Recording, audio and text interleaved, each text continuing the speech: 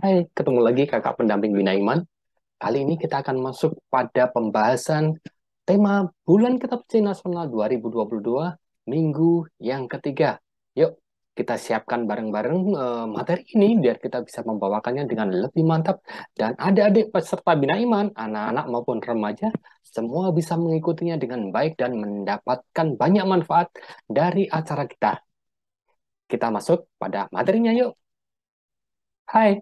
Ini dia materi Bulan Kitab Suci Nasional 2022 untuk minggu yang ketiga, terutama untuk adik-adik kita yang ikut acara Bina Iman. Nah, tema besar kita masih sama, yaitu Allah sumber harapan baru buat kita semua. Tema ini keren banget karena sangat pas dengan situasi saat ini ketika harapan kita mulai menipis, kemudian kegembiraan kita mungkin juga sudah mulai berkurang karena ada pandemi yang nggak berhenti-henti. Ya, seperti apa? Kita mau bahas kata kitab suci yang terkait dengan harapan baru ini, terutama untuk tema minggu yang ketiga. Nah, urutan Bina Iman kita untuk bulan kitab suci ini adalah sesuatu yang kita buat dengan riang sehingga anak-anak bisa mencintai kitab suci dan mendapatkan pengalaman yang menyenangkan ketika mereka membuka kitab suci, kemudian mencari ayat-ayat yang favorit sampai kemudian mereka mengeterapkannya pada kehidupan mereka sendiri. Karena itu, saran terbaiknya adalah kita gunakan sebuah urutan yang sederhana dan tidak perlu dalam format sebuah ibadat sabda.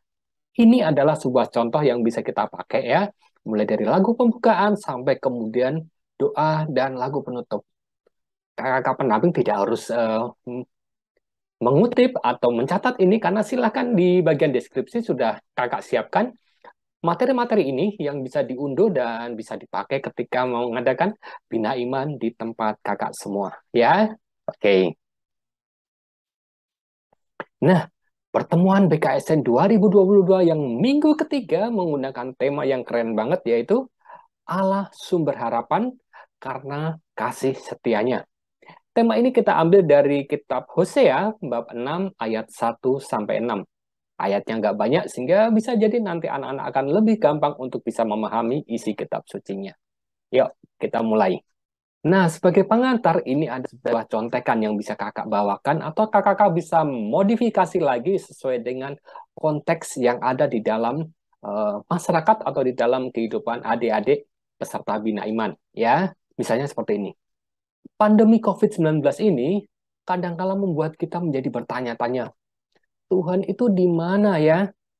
Apakah pandemi ini terjadi karena rencana Tuhan?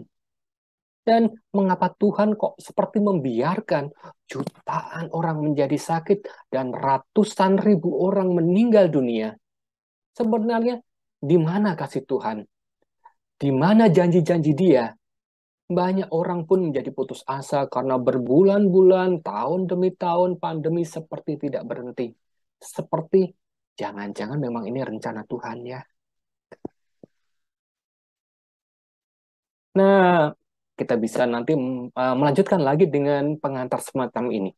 Dalam pertemuan ketiga ini kita diajak, adik-adik diajak, para remaja diajak untuk percaya bahwa sesungguhnya Allah itu senantiasa hadir di segala zaman, termasuk dalam situasi yang berat banget kayak sekarang ini ya. Perikop yang akan kita dalami kali ini adalah kita ambil dari kitab Hosea bab 6 ayat 1 sampai 6 yang di situ diungkapkan bahwa kasih setia Allah itu selalu ada seperti fajar dan laksana hujan yang menyegarkan bumi. Masuk sih, kenyataannya kan kita seperti ada masalah terus. Yuk kita buka kitab suci kita. Nah, ini adalah bacaan yang bisa kakak-kakak pendamping bacakan. Kemudian adik-adik serta Bina Iman bisa bergantian untuk bisa membacanya, ya. Bisa laki dulu, kemudian perempuan, laki, perempuan, atau bagaimanapun bebas untuk bisa mengaturnya. Jangan hanya sekali bacanya. Bisa jadi kita baca 2 kali atau bahkan 3 kali. Oh, perikop ini tidak terlalu panjang sehingga tidak akan membuang banyak waktu. Dengan semakin banyak atau semakin sering kita baca, adik-adik pasti akan lebih mudah untuk memahami dan menemukan ayat-ayat favorit sesuai dengan respon mereka terhadap kata demi kata yang ada di dalam perikop ini. Ya. Nah, ini adalah kelanjutannya, jadi nanti bisa dibaca bergantian. Oke, sekarang kita cek bagaimana arti atau makna dari ayat-ayat yang tadi kita bacakan. Kakak pendamping bisa menggunakan pendalaman teks ini adalah contekannya. Misalnya begini. Yang pertama, yuk sebutkan dua tindakan yang diperlihatkan Allah sebagai tanggapan atas ketidaksetiaan Israel. Ya, mereka, adik-adik Bina Iman, serta Bina Iman bisa mulai buka, mencari ayat-ayat yang sesuai dengan pertanyaan ini. Oh iya, ternyata ada di ayat nomor 1. Ya. Kemudian yang kedua, apa sebenarnya inti dari pertobatan yang benar? Yuk, siapa bisa jawab? Oh iya, ternyata kuncinya ada di ayat yang ketiga. Kemudian yang ketiga, pertanyaannya adalah, apa yang dilakukan Allah ketika menanggapi pertobatan pura-pura dari Efraim dan Yudea? Oh, ada yang pura-pura ya? Yuk kita cari ayatnya. Oh, ternyata ada di ayat yang kelima. Begitu seterusnya, teman-teman bisa menggunakan panduan ini untuk bisa memancing adik-adik kita untuk bisa membaca dengan baik, dengan penuh penghayatan sampai kemudian mereka menemukan arti dan maksud dari perikop ini. Ya, oke. Setelah adik-adik bisa menemukan beberapa ayat-ayat yang mereka bisa pahami dengan pertanyaan tadi, kakak-kakak pendamping bisa mulai menjelaskan dengan lebih dalam lagi. Misalnya, ada dua tindakan Allah sebagai tanggapan atas ketidaksetiaan Israel. Dua tindakan itu adalah menerkam lalu menyembuhkan, serta memukul lalu membalut. Dua urutan tindakan itu menunjukkan bahwa Allah, Tuhan kita, melakukan pemulihan setelah meruntuhkan, memberikan penghiburan setelah mencobai. Ya, tuh. Terus penjelasan yang kedua adalah dalam konteks pertobatan yang benar, segala penderitaan kita pahami sebagai cara Allah untuk menyadarkan manusia akan kemahakuasaannya. Tidak ada penderitaan yang terjadi begitu saja tanpa meninggalkan pesan tertentu. Selalu ada hikmat, selalu ada pelajaran positif yang Tuhan berikan, yang Tuhan inginkan untuk bisa kita gali dan kita temukan atas segala macam persoalan-persoalan hidup kita. Nah, kemudian berikutnya adalah ternyata penderitaan dan tantangan hidup manusia sesungguhnya adalah cara Tuhan untuk menguji kemurnian iman dan kesetiaan kita. Oh, gitu ya, Kak. Iya. Karena itu, kita perlu mengenal Tuhan dengan sungguh-sungguh gitu. Ketika kita paham dengan karakter Tuhan, kita akan bisa menerima segala macam percobaan, segala macam tantangan hidup, segala macam persoalan itu dengan kacamata layaknya kita mengenal Tuhan dengan sungguh-sungguh. Dan kemudian penjelasan yang keempat adalah ternyata kesimpulannya adalah Allah itu nggak pernah meninggalkan kita dalam kondisi apapun.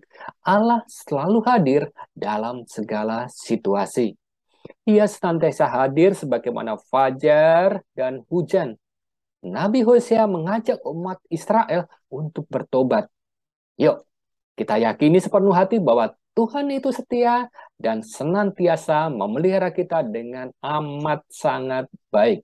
Itu kesimpulan yang sangat indah. Oke, ternyata tidak begitu sulit ya memahami perikop dari Hosea tadi ya. Sekarang adik-adik kita pancing agar mereka bisa berbagi pendapat, berbagi cerita tentang banyak hal yang terkait dengan perikop tadi. Misalnya, kita bisa pancing dengan pertanyaan pertama ini. Bagaimana sikap saya saat sakit? Apakah saya menerimanya sebagai cara Tuhan untuk mendidik saya? Atau sebaliknya, saya malah menyalahkan sesama dan Tuhan? Pertanyaan pancingan kedua, apakah saya merasa bahwa Tuhan selalu hadir dalam setiap situasi yang saya hadapi? Yang ketiga, bagaimana perasaan saya ketika mengalami kasih setia Tuhan dalam hidup saya?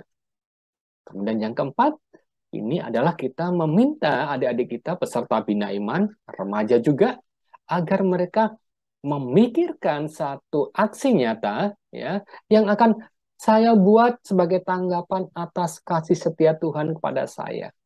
Tanggapan saya karena Tuhan sudah menyertai aku sepanjang hidupku, bahkan dalam situasi-situasi yang amat sangat sulit. Nah, itu tadi adalah bagaimana kita memahami bacaan-bacaan perikop yang disampaikan di dalam kitab Hosea. Sebagai penutup acara, sebelum kita nanti doa dan bernyanyi, kita bisa membuat sebuah aktivitas agar anak-anak itu bisa lebih memahami atas bacaan-bacaan yang tadi kita dalami. Ya, ada banyak aktivitas bisa dibuat. Salah satunya adalah kita bisa bikin kuis tebak kata atau menyusun huruf ya. Jadi kakak-kakak bisa mencari satu kata di dalam perikop tadi, kemudian huruf-hurufnya diacak.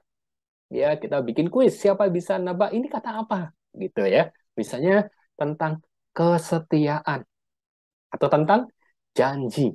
Ya, coba diacak kata-katanya gitu. Atau kemudian kita bisa menyusun juga kalimat-kalimat sesuai dengan ayat kitab suci. Ambil satu kalimat yang keren, yang mungkin menyentuh buat mereka, kemudian kata-katanya diacak. Mereka diminta untuk menyusunnya gitu. Ya, untuk adik-adik yang lebih kecil mungkin bisa menulis indah ayat-ayat favorit mereka dan kemudian menghiasinya, mewarnainya atau apapun. Dan itu bisa dibawa pulang. Nanti bisa ditempel di kamar atau di ruang belajar masing-masing. Nah, itu tadi adalah materi untuk minggu ketiga dari bulan Kitab Suci Nasional 2022. Acara udah selesai, kita tutup dengan lagu biar adik-adik itu semakin merasa senang karena mereka sudah terlibat di dalam pendalaman Kitab Suci ini. Jangan lupa sebelum mereka pulang, pastikan mereka untuk hadir lagi pada pertemuan minggu keempat dan mengajak teman-teman mereka yang mungkin berhalangan pada pertemuan ketiga. Ya, keren, kakak-kakak pendamping pasti akan bisa membawakan materi ini dengan mudah, ceria, dan menyenangkan buat adik-adik kita. Sampai jumpa dan kita ketemu di video pertemuan minggu bulan Kitab Suci yang keempat. Oke?